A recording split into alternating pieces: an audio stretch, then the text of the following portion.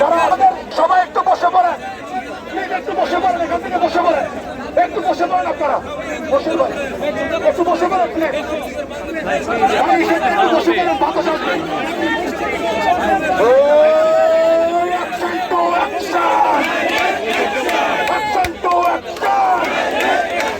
আওয়ামী লীগের বিরুদ্ধে, যুব লীগের বিরুদ্ধে,